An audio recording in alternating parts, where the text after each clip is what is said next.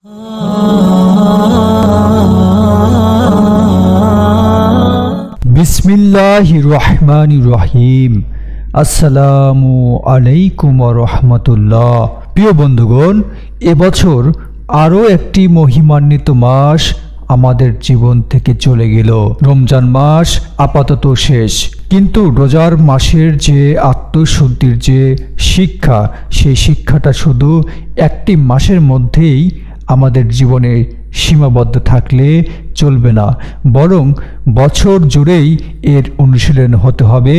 এজন্য আমাদের প্রিয় নবীজি রাসূল সাল্লাল্লাহু আলাইহি ওয়াসাল্লাম বছরের 12 মাসের বিভিন্ন সময়ে নফল রোজা নিজে রেখেছেন এবং উম্মতে মুহাম্মাদীকে রাখতে উৎসাহিত করেছেন। শাওয়াল মাসের 6টি নফল রোজা তেমনি একটি গুরুত্বপূর্ণ অন্যতম প্রধান নফল রোজা। সাধারণত মুসলমান এই 6টি রোজাকে সাক্ষী রোজা হিসেবে বিবেচিত করে, যদিও পবিত্র কুরআন এবং হাদিসে এর কোনো ভিত্তি নেই। বন্ধুগণ, রমজান মাসের পরের মাসটি হলো শাওয়াল মাস। এ মাসের প্রথম দিন মুসলিম উম্মার সর্ববৃহৎ উৎসব ঈদুল ফিতর উদযাপিত হয়। উৎসব আনন্দে মুসলমানগণ যাতে রমজানের মাহাত্ম্য শিক্ষা ভুলে না যায়, সেজন্যই আমাদের প্রিয় নবীজি সাল্লাল্লাহু আলাইহি ওয়াসাল্লাম এ মাসে 6টি নফল রোজা রাখতে উম্মতগণকে উৎসাহিত করেছেন। বন্ধুগণ, কিন্তু প্রশ্ন, এই রোজা কখন রাখবো, কিভাবে রাখবেন? হাদিসে রাসূল সাল্লাল্লাহু আলাইহি ওয়াসাল্লাম বলেছেন, শাওয়াল মাসের ভেতর 6টি রোজা রাখার কথা বলেছেন। মাসের প্রথম দিকে, মধ্যভাগে না শেষ ভাগে, সে কথা হাদিসে সুস্পষ্টভাবে কোথাও উল্লেখ নেই। আবার 6টি রোজা একসঙ্গে লাগাতার রাখতে হবে কিনা বা বিরতি দিয়ে রাখতে হবে কিনা, সে কথারও কোনো উল্লেখ নেই। তাই বন্ধুগণ, যেহেতু শাওয়াল মাসের প্রথম দিন মুসলিম উম্মার উৎসবের দিন, অর্থাৎ ঈদের দিন, আর এই দিনে রোজা রাখা হারাম, সেহেতু ঈদুল ফিতরের দিনটি বাদ দিয়ে মাসের যে কোনো 6 দিনে এই রোজা রাখলেই উল্লেখিত সওয়াব অর্জিত হবে। প্রিয় বন্ধুগণ, শাওয়াল মাসের প্রথম দিকে, মাঝামাঝি দিনগুলোতে অথবা শেষ দিকে যে কোনো দিনগুলোতেই এই 6টি রোজা রাখা যায়। কি ইচ্ছে করলে একাধারে 6 দিন অথবা একদিন রোজা রেখে তারপর একদিন বা 2 দিন বিরতি দিয়ে আবার একদিন যে কোনোভাবে রোজা রাখা যাবে।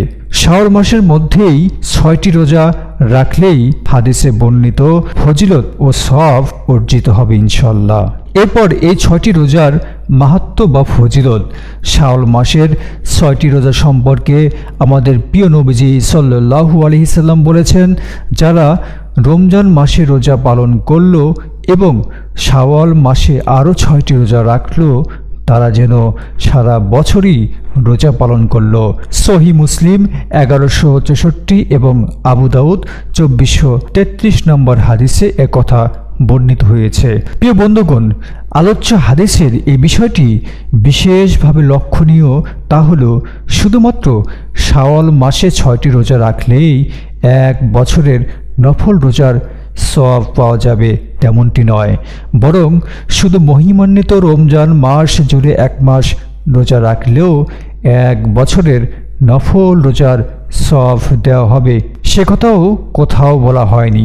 বরং পুরো রমজান মাস রোজা রাখার পরে শাওয়াল মাসে আরও 6টি রোজা রাখলে তবেই 1 বছর নফল রোজা রাখার সওয়াব পাওয়া যাবে, সে কথাই হাদিসে আমাদের প্রিয় নবীজি সাল্লাল্লাহু আলাইহি সাল্লাম বলেছেন।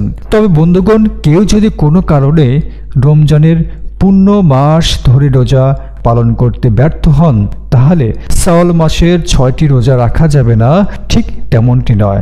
সেক্ষেত্রে পূর্ণ 1 বছরের নফল রোজা রাখার সওয়াব পাবে না, তবে নফল রোজা পালনের যে সওয়াব রয়েছে তা থেকে সে বঞ্চিত হবে না। প্রিয় বন্ধুগণ, সুতরাং বুঝতেই পারছি এই রোজার গুরুত্ব আর মাহাত্ম্য কতটুকু।